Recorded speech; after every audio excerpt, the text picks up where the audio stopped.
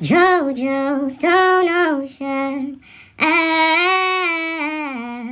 da da da da da da da da da da da da da. JoJo da da da da da da da da da da. I'd like to start this video off with the quote of the day. This is a matter of reading comprehension. Spoilers for Stone Ocean if you haven't seen it or read it. Let's get into it. Okay, so I have two followers, right? They're Weather Report fans, like major Weather Report fans. And this is not even me trying to pull them out, but they have this particular opinion that completely baffles me. And that opinion is that they don't like her because she is responsible for Weather Report's death. And I'm sorry, I think you guys need to go rewatch or reread the entire story again, because it's not adding up. Do your Googles. Over here we have the infamous car crash that people often like to reference.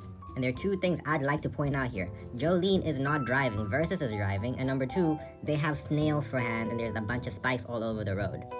At this point over here, the car's already crashed into the other one, and the distraction has been mounted. Jolyne and Hermes, and I guess Versus right there in the corner in Emporio, all leave the car with snail fingers, snail hands. They don't have fingers, so they can barely control their bodies.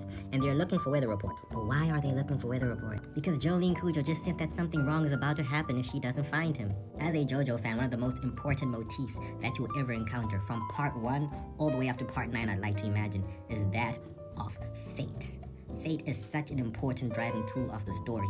What happened to Weather Report was meant to happen. And Jolyne could sense that something terrible was going to happen because he was fated to die. Nothing she could have done would have changed that. Poochie was meant to achieve his destiny. All things put aside, Weather Report was meant to die on that day. Now Jolyne blames herself, which is a natural reaction to any person. I think she's just catastrophizing. She's not really responsible for this. And Anna Sweet knows that she's not responsible for this, as he tells her, there is no need for you to blame yourself. And there was no need for her to blame herself because Weather's story arc, Weather's journey, Weather's story was ultimately completed. He had saved himself and sacrificed himself ultimately for the benefit of the team to stop Poochie.